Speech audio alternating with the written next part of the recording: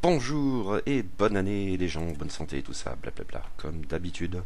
Alors oui, je sais, la photographie qui va rester tout au long de cet article un petit peu particulier est un petit peu spéciale, mais non, je ne vais pas parler de notre petit coquinou de président ici en fait. C'est simplement qu'il est venu le temps du bilan 2017 et donc du bilan bloguesque. Je suppose qu'au regard de l'actualité, notamment politique française comme internationale, vous tenons-nous-en au bilan bloguesque, hein, et chainesque aussi. En commençant par des statistiques, parce que ça fait toujours plaisir et ça n'intéresse personne, sauf moi qui suis un punk, alors je me rebelle trop en faisant le compte et ben oui, je sais, c'est pas punk du tout, mais c'est quand même mieux que de dire que je fais ça pour honorer la tradition, non? Bon. Ah donc, en 2017, j'ai publié 162 articles sur le blog, qui ont presque tous donné lieu à une vidéo sur la chaîne YouTube, mais ça donc j'en parlerai un petit peu plus loin. Je reste pour le moment sur le support écrit. Le mois le plus prolifique, eh bien ça a été le mois de janvier, avec 20 articles. Le coup de mou, c'est tout récent, en novembre, 8 articles seulement, on va dire que j'étais un petit peu occupé. Sans surprise, les livres, alors hors BD, ça j'en cause après. Les livres, donc, arrivent en tête, avec 72 titres chroniqués, contre 108 en 2016. Ah oui, tout de même. Des détails? Vous voulez des détails? Bon, ben, si ça peut vous faire plaisir. 51 de ces livres étaient des fictions et 17 des essais, essentiellement en rapport avec le Japon. J'avoue être un chouïa surpris par ce dernier chiffre, ou ce rapport. Je pensais en avoir lu davantage, très sincèrement. Il faut y ajouter 3 livres de poésie, oh, et un de théâtre. Allons bon. Je n'en étais pas certain, mais la science-fiction au sens large, disons la SFFF, hein, demeure majoritaire, avec 40 titres. Mais pas forcément à donf dans l'actualité, j'ai encore une fois raté plein de trucs et probablement l'essentiel en fait. Ceci dit, les livres en rapport d'une manière ou d'une autre avec le Japon, il y en a eu 34. Les deux catégories se recoupent parfois. C'est pas bien loin derrière donc. C'est clairement une nouvelle orientation prise par le blog. Et 10 livres seulement relevaient de la Lovecrafterie, et au sens assez large. C'est assez peu, oui, au regard d'une activité éditoriale très marquée cette année, ici comme ailleurs, contre 35 en 2016. Ah oui, quand même, encore une fois. Je relève, tant qu'on est dans le genre, que j'ai lu 6 bouquins policiers, dont 3 japonais. C'est peu, mais peut-être un peu plus qu'avant quand même. Au rayon des statistiques, plus ou moins utiles, les nationalités? Oh oui. Eh bien, sans vraie surprise, les japonais arrivent en tête, 21. Suivi de peu par les Français, 20. Mais en notant que pour ces derniers, la part d'essais sur le Japon est quand même importante, qui biaise un peu tout cela. Côté anglophone, les Américains sont number one à défaut d'être toujours great again, 13. Mais les Anglais ne sont pas loin derrière, 10, avec un Canadien et un Australien pour faire une bonne mesure, oui, ceux-là même. Il y a eu quelques lectures plus exotiques, mais seulement un titre pour chaque langue. Un Russe, un Irakien, un Suédois, un Groenlandais, qui remporte, je suppose, la palme de l'improbable, une Argentine et, je suppose, un Portugais. Bon, c'est pour la découverte du Japon, livre pas très aisé à catégoriser sous cet angle. Un truc carrément effrayant, par contre. 7 femmes seulement. Merde! Il y a quand même un souci, là. Ce genre de truc dont je ne me rends compte que bien trop tardivement. Quelques auteurs ont eu droit à plusieurs chroniques. En tête, Alex Jester, 3, mais il triche un peu à publier 5 petits bouquins dans l'année. Les autres 2 titres chacun, Léo Henry de par chez nous, J. Ballard et Tony Hillerman pour les anglo-saxons, et côté nippon, Edogawa Ranpo, Tanizaki Junichiro et Tsutsui Yasutaka. Enfin, 30 des 72 livres chroniqués étaient des services de presse, dont 14 pour Bifrost. Cette année, j'ai lu pas mal de BD. 46 titres, 51 l'an passé, bon. Mais un seul n'est pas japonais. Le 3e tome de Providence d'Alan Moore et Jason Burroughs, oui. Tout le reste, manga et gekiga, et beaucoup de séries, 40 titres sur 46 pour 14 séries différentes. Au plus 4 titres dans chaque. Satsuma, l'honneur de ses samouraïs, mais me procurer la suite s'annonce compliqué. 20th Century Boys, et là je pense lâcher l'affaire, enfin je crois que c'est déjà fait. Lone Wolf and Cub, que je compte bien poursuivre, putain oui. Pline, même chose, même si avec un peu moins d'enthousiasme. 3 pour le sommet des dieux, me reste plus que le dernier tome à lire. Nuisible, série achevée lue intégralement cette année, et Termae Romae, même chose. On passe à 2 tomes pour Vie de Mizuki, il n'en reste plus qu'un. Je voudrais être tué par une lycéenne, série achevée lue intégralement cette année. Et One Punch Man, à suivre peut-être, on verra. Puis des tomes uniques et par. Quelques-unes de ces séries relevaient disons de l'actualité, mais pas la majorité, 7 plus Providence. Côté jeu de rôle, il faut distinguer. J'ai chroniqué 15 bouquins, et oui, j'aurais aimé en chroniquer davantage. Une année un peu molle sous cet angle. Et globalement ultra traditionnelle, dans l'approche, il n'y a pas photo. L'Appel de Cthulhu et Deadlands Reloaded arrivent en tête avec 4 titres chacun, dont une relecture dans ce dernier cas. En dehors de Sombre, 2 titres mais en fait 3 articles, les autres chroniques c'était une seule par gamme. Mais j'ai aussi publié 19 comptes rendus de partie, 9 pour Imperium, la maison Ptolémée, séance 22 à 30, 8 pour l'Appel de Cthulhu, appel au-delà des limites, séance 1 à 7 plus les éléments préparatoires, 2 enfin pour 6 voyages en Extrême-Orient, l'âme, l'arme, l'arme, les dernières séances 5 et 6. Le bilan cinéma est un peu moins pathétique que ces dernières années puisque j'ai chroniqué 12 films. Mais ça inclut les 6 opus de la saga Baby Cart, tous vus cette année et chroniqués en une seule fois, ce qui biaise un peu quand même. C'est en fait un peu moins que l'an dernier, mais pas loin. Ah et oui, que du japonais. J'ai vu d'autres choses à l'occasion, mais je ne les ai pas chroniqués. Le cas de Misumi Kenji, 4 films tous des Baby Cart, peut-être un peu particulier. Le réalisateur le plus nébalisé autrement cette année a été Imamura Shohei, avec 3 films, dont 2 envisagés en même temps que les livres qui les ont inspirés. Ça m'a un peu surpris, mais oui. Ah, un seul film d'animation dans le lot, Perfect Blue, sinon que du live.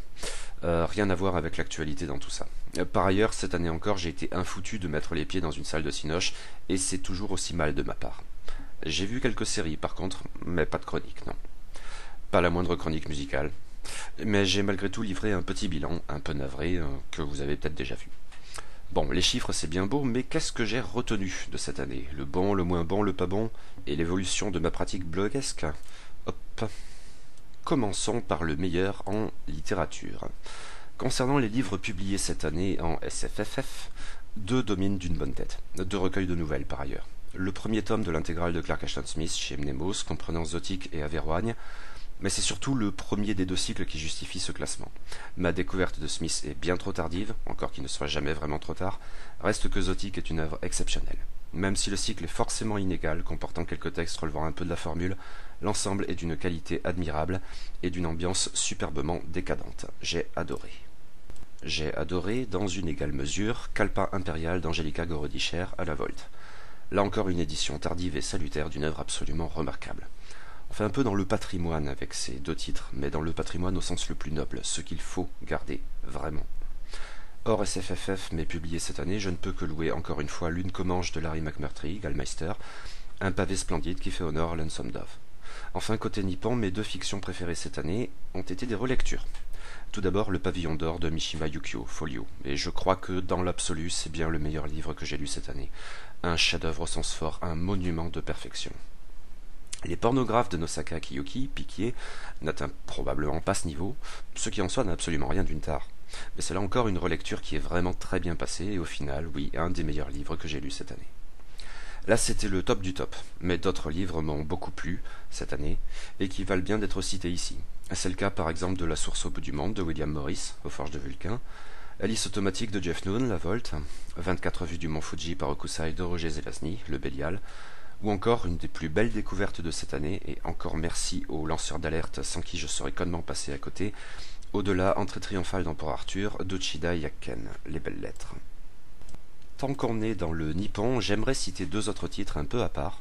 Le Didaike, Verdier, tout d'abord. Une lecture qui se mérite, honnêtement. Mais oui, ça en vaut la peine. Avec un peu de chance, pour le bilan 2018, je pourrais en dire autant du Di du Genji, de Murasaki Shikibu, chez Verdier aussi, entamé, et qui, à l'évidence, va lui aussi se mériter. Mais il me faut faire un aveu terrible. Oui, l'anthologie de la poésie japonaise classique, Folio, a bel et bien fait partie de mes lectures préférées de cette année. Et partager l'expérience en live sur les réseaux sociaux, c'était cool. Bon, pour moi en tout cas, bon. Oui, parfaitement, de la poésie. Où va-t-on? Où va-t-on? Bon, rassurez-vous, les haïkus, globalement, c'est toujours pas ça, l'honneur est sauf. Et sinon, en théâtre, Chikamatsu, c'était cool aussi. Putain. Bien d'autres lectures de 2017 seraient très recommandables, mais je ne vais tout de même pas me livrer à un classement des 72 titres. Tout n'a pas été aussi bon, mais à des titres divers. J'ai envie de citer 3 livres qui, sans être mauvais, non, ni même médiocres, à vrai dire, m'ont tout de même un peu déçu, sans doute parce que j'en attendais vraiment beaucoup. 2 relevés de l'actualité, La Reine en jaune d'Anders Fager, Mirobol, et La Cité du futur de Robert Charles Wilson, de Noël. Rayon classique et nippon pour le coup, ça a aussi été le cas du Lézard noir d'Edogawa Rampo Piquier. Peu de livres, à vrai dire, m'ont fait l'effet d'être mauvais, honteusement mauvais. Le pire a incontestablement été Manitou de Graham Masterton, Milady, Le livre vraiment très très mauvais de cette année, mais ça n'avait rien d'actuel. À ce compte-là, nettement moins pire, mais quand même vraiment pas top, en dépit de quelques rares et relatifs sursauts d'intérêt. Je pourrais cependant citer La Clé d'Argent des Contrées du Rêve, Nemos, probablement plus médiocre au moins que mauvais mauvais. Et peut-être aussi Les Inhibés de Boris Strugatsky, Lingva. À moins que ce dernier titre ne relève davantage de la catégorie des bouquins pas forcément, voire probablement pas mauvais, mais à côté desquels je suis totalement passé, tout en me rendant bien compte que le problème tenait davantage à moi qu'au livre. Des lectures un peu douloureuses du coup parce que je m'en rendais bien compte sur le moment en plus. Ça a été le cas pour Poumon Vert de Yann MacLeod, le Bélial, que j'aurais dû aimer. Même chose pour Point du Jour de Léo Henry et Stéphane Perger, Scylla. Et surtout, pas actu du tout, l'expérience la plus navrante de l'année, Pays de neige de Kawabata Yasunari, au livre de poche, qui est sans doute le chef-d'œuvre que l'on dit objectivement, mais qui n'est pas du tout passé avec moi. Nebal, t'as vraiment des coups de chiotte. La preuve, t'aimes même pas les haïkus de Basho. Traiter ainsi des essais ne ferait probablement pas sens. Mais j'ai envie d'en mettre deux en avant. La mort volontaire au Japon de Maurice Pinguet, Gallimard, sans doute à prendre avec davantage de recul que je ne l'ai fait, mais dont j'ai vraiment adoré la lecture. Et aussi La découverte du Japon, Chandaigne, une somme de témoignages fascinants, complétés par des études qui ne le sont pas moins. Passons à la bande dessinée, et faisant d'emblée un sort au seul titre non nippon de cette catégorie, de l'actu par ailleurs, Providence, tome 3, d'Alan Moore et Jason Burroughs, Panini. J'étais entré à reculons dans cette série l'année passée, mais cette conclusion, enfin surtout l'extraordinaire épisode 11, m'a foutu par terre. Du grand art par le maître, qui arrive toujours à m'avoir l'enflure. Le reste était donc nippon. 3 BD m'ont foutu sur le cul cette année. Tout d'abord, sur la durée, j'ai poursuivi Lone Waffen Cup de Koike Kazuo et Kojima Goseki, Panini, avec les tomes 2 à 5. Et du côté des séries, c'est vraiment le top du top. Pour le moment, certes, mais profitons de ce moment. Bon, ce n'est pas très actu. La vie de Mizuki Shigeru, Cornelius, non plus. Mais si le deuxième tome a paru un peu moins bon que l'extraordinaire premier, l'ensemble constitue un vrai chef-d'œuvre qui m'a complètement scié.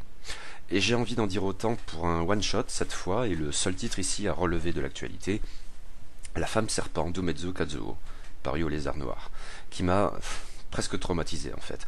Mais c'est parce que je suis une petite fille qui aime avoir peur, vraiment peur, au fond. Sur la durée, certaines séries ont alterné les bons et les moins bons moments.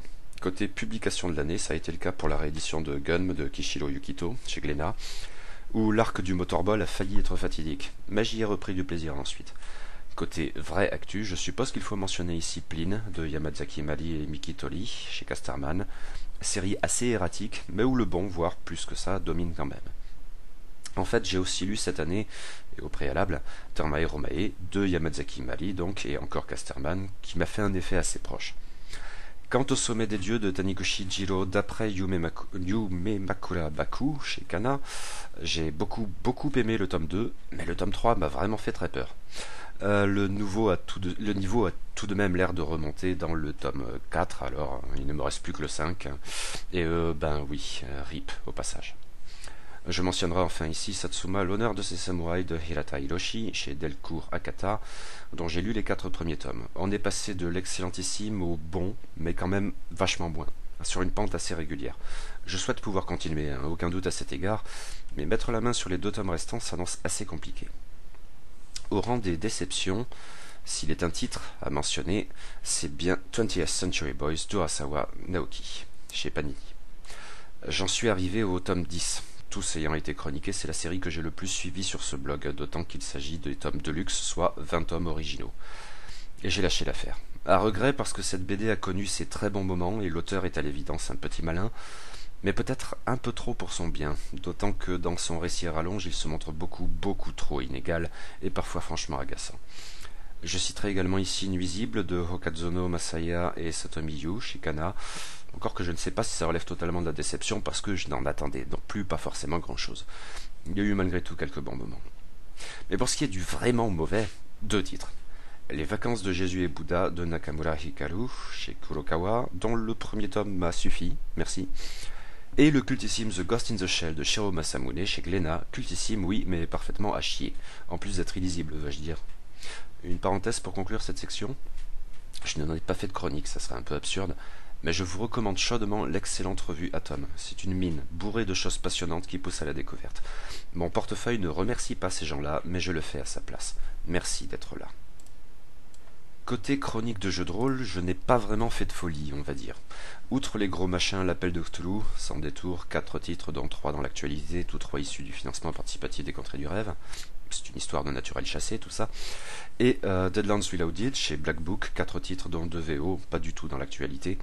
Et sans doute faut-il aussi mentionner l'anneau unique, Edge, uniquement les vestiges du Nord. Je ne désespère pas d'y jouer en 2018 sous une forme ou une autre. Il faut surtout mettre en avant 2 choses plus indépendantes. Tout d'abord, le très enthousiasmant Barbarians of Lemuria. Admirable travail de ludosphérique, longue vie. Et aussi l'injouable, pour moi, mais pas moins fascinant et même à tomber, Red and Pleasant Land, Lamentations of Flame Princess. Côté compte rendu, eh bien d'abord, cet aveu. Je suis content de les faire et stupéfait en même temps qu'il s'en trouve pour les lire, a priori, mais ça me prend un temps de dingue. Je ne vais pas pouvoir continuer indéfiniment comme ça. Je veux au moins finir au-delà des limites pour l'appel de Cthulhu sous cette forme. Je table sur 2 séances à vue de nez, mais je suis notoirement mauvais pour ce genre de prédiction. Mais il va probablement falloir repenser la chose par la suite avec moins d'ambition sans doute, même si j'aimerais vraiment garder une trace écrite sous forme d'article de blog. Le gros aveu, c'est Imperium. Après 33 séances, oui j'ai 3 comptes rendus en retard, de la maison Ptolémée, et ce sans compter les 2 séances préparatoires, je n'y arrive plus, je ne m'amuse plus. Ma faute entièrement. J'adore partir sur des plus ou moins bacs à sable, comme là, mais presque systématiquement je ne sais pas conclure. A priori je m'en tiendrai là. Ça me fait vraiment chier pour mes joueurs qui semblaient désireux de poursuivre. Alors, je sais pas tout à fait, mais... Bref. 2018 ? Outre au-delà des limites à finir, on va commencer par un peu de Deadlands Reloaded. Alors là, je parle en tant que MJ. Par la suite, j'aimerais aussi me lancer dans l'anneau unique, mais je vais sans doute d'abord jeter un œil à Adventures in Middle-earth, l'adaptation à Donjons et Dragons 5, que je compte de toute façon lire pour lui-même. Tant les critiques du système originel se sont faites abondantes et pertinentes ces derniers mois sur Casus No pour ne pas citer cet endroit de perdition, le forum que j'ai le plus fréquenté cette année. J'aimerais aussi, sur un mode plus informel ou plus souple, une partie de temps en temps, faire un peu de Barbarians of Lemuria, la découverte de l'année, éventuellement aussi d'autres choses un peu différentes comme peut-être Sombre ou Fiasco. Tout ceci en tant que MJ donc, mais j'espère bien être joueur au moins aussi souvent. Pour l'heure, du Cthulhu 1890 de programmer en virtuel, du Through the Breach et en principe du Night en IRL, j'ai hâte. Parenthèse, très peu de jeux vidéo cette année, et pas une seule chronique donc. J'ai surtout joué à Total War Warhammer et Fallout New Vegas, et en ce moment à Civilization 6. Je manque de temps pour ça et je le regrette. Pas de jeu de plateau cette année, mais je me mets enfin à X-Wing côté Figouze avec enthousiasme. Bon ben, on va voir ce que ça va donner, hein. Passons maintenant au bilan film et série. Certes, je ne suis pas allé une seule fois au cinéma cette année, je n'arrive pas vraiment à me motiver tout seul pour ça, même chose pour les concerts. Mais si ça n'en donne peut-être pas l'impression dans la mesure où les chroniques sont rares, je crois pourtant avoir enfin surmonté un blocage de plusieurs années qui m'avait détourné du 7e art. J'ai regardé, même si seulement en DVD, bien plus de films en 2016 et surtout 2017 que durant les 5 ou 6 années qui précèdent, au moins. Le cinéma japonais y est bien sûr pour beaucoup. Je suis très loin d'avoir chroniqué tout ce que j'ai vu, et des films véritablement excellents n'ont dès lors pas suscité d'écho sur le blog. Pour ceux qui l'ont fait, cependant, il me faut mettre en avant ceux d'Imamura Shohei, un réalisateur que j'avais somme toute assez peu pratiqué jusqu'alors, et il y a encore bien des choses à découvrir dans sa filmographie. Kobayashi Masaki remporte peut-être le Nébal du réalisateur adoré. Cette année, j'ai revu Kwaidan et Harakiri, on va plutôt dire. Mes vieilles chroniques sont à chier, faudrait y remédier. J'ai découvert aussi Rébellion ainsi que la trilogie de la condition de l'homme. Et j'ai Rivière Noire dans ma DVD Tech, c'est pour bientôt. J'ai vraiment envie de faire quelque chose le concernant.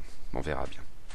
D'autres films marquants donc chroniqués, probablement Feu dans la plaine d'Ichikawa Kon, peut-être aussi Shokuzai de Kurosawa Kiyoshi, d'autres choses encore, et quelques revisionnages toujours appréciables du côté de Kitano Takeshi, Nakata Hideo, Darkwater plus précisément, ou Kurosawa Akira, tant de choses à voir. Assez peu d'animés cette année comme d'hab. En long métrage, je n'ai chroniqué que Perfect Blue, mais du même Kon Satoshi, j'ai également vu Paprika. J'ai adoré les deux, mais préféré finalement le premier. Un peu de Takahata Isao aussi, comme Pompoko ou Mes voisins les Yamada, c'est brillant, bien sûr. Et côté série animée, cette année je me suis fait Samurai Champloo notamment, bien aimé, malgré un creux bizarre en plein milieu de la série. Je ne sais plus du coup si je me suis refait Cowboy Bebop cette année ou la précédente, mais sans le dire. Même bilan que lors de mon premier visionnage il y a de ça quelques années. en tout cas. C'est merveilleusement bon quand c'est con. Ça me saoule vite quand ça se prend davantage au sérieux. Mais le bilan reste très positif dans l'ensemble.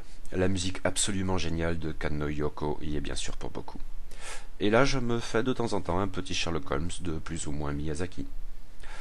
J'ai regardé des choses non nippones aussi. Si, je vous jure. Par contre, je n'en ai pas forcément retenu grand-chose. Deux films assez récents, mais vus en DVD quand même, m'ont beaucoup plu. Deux films de SF par ailleurs. Premier Contact de Denis Villeneuve, sans doute incomparablement moins bon et riche que la nouvelle de Ted Chiang, mais qui m'a séduit pour son ambiance visuelle et sonore. Et, surtout, Mad Max Fury Road de George Miller, que j'ai trouvé parfaitement jubilatoire de bout en bout. Ça faisait un sacré bout de temps que je n'avais pas vu un film, à même de me coller un smile délicieusement régressif aux lèvres, de la première à la dernière minute. Bon, j'ai plein de choses à rattraper, hein. J'aimerais bien me remettre au film d'horreur, tiens. J'ai aussi regardé quelques séries TV cette année, mais pas grand-chose de bien marquant, hélas. Ou en tout cas, trop de choses qui commencent bien, voire très bien, et se poursuivent mal, voire très mal. Comme Penny Dreadful, ou encore Vikings, au point de la consternation dans ce dernier cas. Peut-être aussi le Sherlock Holmes moffatien dans cette catégorie. Par contre, je me suis bien amusé avec Stranger Things finalement, et les deux saisons, même si les retours sont presque unanimement négatifs quant à la seconde. Récemment, j'ai bien aimé The Punisher aussi, là où Luke Cage et The Defenders, également vus cette année, m'ont paru au mieux médiocres. Oh, j'ai tenté de rattraper mon retard considérable sur Doctor Who, mais j'ai déclaré forfait vers le début de la saison 6, parce que non. J'ai même essayé le premier épisode de Star Trek The Next Generation, mais non, non, non, non. C'est enfin l'heure de faire un petit bilan de la chaîne YouTube inaugurée l'an dernier. La quasi-totalité des articles du blog écrits cette année ont été aussitôt enregistrés et diffusés. Oui, c'est toujours que de l'audio, mais franchement, je n'envisage pas autre chose pour le moment. J'essaye depuis quelque temps d'illustrer juste un peu, pas grand-chose certes. À cette date, la chaîne compte 178 abonnés, j'en suis surpris et heureux, c'était totalement inespéré. Ah, j'avais pas fait ce genre de truc pour le blog. C'est que je suis incapable d'en tirer des statistiques de visite. Overblog ne me signifie rien d'utile à cet égard. Mais à vue de nez, ça ne monte pas bien haut. Je peux juste vous dire que la page Facebook compte 323 abonnés, acquis sur la durée. Quant aux vidéos les plus regardées... Bon, déjà un point essentiel. Le nombre de visionnages ne garantit bien évidemment en rien un visionnage complet. Dans bien des cas, c'est même très improbable. Nombre de ces vues n'ont sans doute pas dépassé quelques secondes, quelques minutes au mieux. Pincette nécessaire donc. Mais même constat passablement éberlué que l'an dernier quant à ce qui parvient à attirer quelques visionnages et quelques likes. Peu dans les deux cas, certes, tout est relatif. Bon, la vidéo la plus regardée est incontestablement celle consacrée au pornographe de Nosaka Kiyuki et au pornographe d'Imamura Shohei avec 1375 vues. On se demande bien pourquoi, hein. Notez que cette année, ça l'avait fait aussi, mais avec considérablement moins d'ampleur tout de même, pour Les hommes salmonelles sur la planète porno de Tsutsui Yasutaka. Bref, la vidéo vraiment la plus regardée, et là je pense que c'est regardé, oui effectivement, c'est ma chronique de Barbarians of Lemuria, 735 vues. Loin devant la suivante, le premier tome du Sommet des Dieux, 474 vues, après quoi le nombre décroît à un rythme plus régulier. La chronique de Barbarians of Lemuria est vraiment isolée. Reste que le constat se vérifie, le Taniguchi ayant presque quelque chose d'une erreur ici. J'y reviendrai, mais je suppose que le RIP a pu aider. Mais donc, ce sont de très très loin les chroniques de jeux de rôle qui suscitent le plus de vues, de likes, mais aussi de commentaires. Sur les 10 vidéos les plus regardées, oui, sans compter les pornographes, 6 portent sur des bouquins de jeux de rôle. Honnêtement, pour ce que ça vaut à cette échelle très réduite, je suis parfaitement incapable de l'expliquer. D'autant que je me sens beaucoup moins à l'aise quand je chronique un jeu de rôle que quand je chronique un bouquin, donc je m'y sens toujours très à l'aise pour autant. Je note aussi une certaine réactivité des rôlistes, donc il y a quelques commentaires sur ces chroniques, peu mais bien davantage qu'ailleurs. Ma vidéo la plus contestée demeure celle des 5 supplices pour l'appel de Cthulhu, avec des commentaires et retours pour et contre, un cas unique. Concernant les vidéos réalisées cette année, outre le cas exceptionnel de Barbarians of Lemuria, qui s'explique je suppose par le relais sur le site de Ludosphérique, les Vestiges du Nord pour l'anneau unique arrivent en 6ème position, juste derrière Foncombe en fait. Puis c'est du Cthulhu, le rejeton d'Azathoth en tête, oh, puis l'actualité, les contrées du rêve, Kingsport, la cité des brumes, etc. Mais le plus stupéfiant pour moi ici, même si ça se situe à un niveau bien inférieur, la première vidéo du genre arrive en 20ème position avec 143 vues, C'est qu'il y a des gens, semble-t-il, pour écouter, apprécier et commenter mes interminables comptes rendus de parties. Du moins ceux pour au-delà des limites, hein, pas du tout ceux pour la maison de Ptolémée. Sans déconner les gens? Mais j'en suis ravi, hein. Et tout ça m'étonne vraiment, oui. Au regard des publications du blog, je supposais instinctivement que les mangas, que je supposais plus démocratiques dans leur diffusion, rencontreraient bien plus d'écho, que ce soit de manière positive ou négative, peu importe. Comme dit plus haut, le sommet des dieux dans le haut du classement, c'est une erreur. Il faut attendre la 15e place pour avoir une autre BD, le premier tome de 20th Century Boys, et la première BD chroniquée cette année se trouve à la 16e place, c'est La Femme Serpent. En fait, côté chronique nippone, les mangas arrivent en gros au niveau des essais. Les retours dont je m'étonnais l'an passé ont un peu diminué ici, j'ai l'impression. L'Éloge de l'ombre est le premier dans cette catégorie, assez loin devant les autres, mais bon, c'est quand même un titre à part. Et manga et essais arrivent après les films. Mais bon, ça sur YouTube, ça n'a sans doute rien d'étonnant et donc de pertinent. Seuls les retours le sont éventuellement. Mais clairement, absolument tout cela passe devant la fiction. Et c'est peu dire. Bon, il y a quelques exceptions. La plus notable est le Pavillon d'Or, 7ème place. Mais le reste se situe loin, très loin derrière. Et c'est la SFFF qui se montre la plus molle, de très très loin. Oui, la littérature japonaise globalement tend à passer devant. Le premier titre SFFF se trouve à la 23e place, et c'est Zotique à Verroigne. Le reste est loin derrière. Il faut attendre la 30e place pour en avoir un autre titre, mais aussi chroniqué en cette année 2017, La Source au bout du monde, après quoi les écarts se creusent. Autant dire que sur la base de ce blog qui se voulait essentiellement littéraire et essentiellement SFFF, donc ça a été un impact sur ce que j'entends chroniquer, hein. Non mais oh, mais quand même. Voilà. Enfin, il me faut conclure ce bilan 2017 par quelques trucs hors catégorie. Tout d'abord, eh bien ça fait 10 ans que je tiens ce blog. Ça a fait 10 ans le 10 juillet, très précisément. Putain, hold. Ensuite, outre Bifrost où je continue de livrer des chroniques de 3500 signes espace comprise, et vous vous doutez bien que ça me fait suer sang et eau de m'en tenir à ce format, mais c'est pas grave. J'ai livré cette année 3 articles pour Lovecraft au cœur du cauchemar, ce qui était bien cool. Ce qui m'a amené à dire des bêtises lors des Utopiales 2017 et même sur France Q, et c'était cool aussi, même si j'ai flippé comme un taré. Personne n'a de nouvelles de Gérard Abdaloff? Non? Très bien, qu'il crève, ce connard de droite. Non, rien d'autre. Notamment pas de fiction, même pas de tentative. Je n'ai jamais été satisfait de ce que j'avais pu faire, je suppose qu'il est bien temps d'en tirer les conclusions, hein. Bref, merci à vous tous, les gens, qui passez par ici ou par là, lâchez des coms ou maniez le pouce vers le haut et éventuellement vers le bas aussi. Une très bonne année à vous tous, des bises, tout ça. Smack.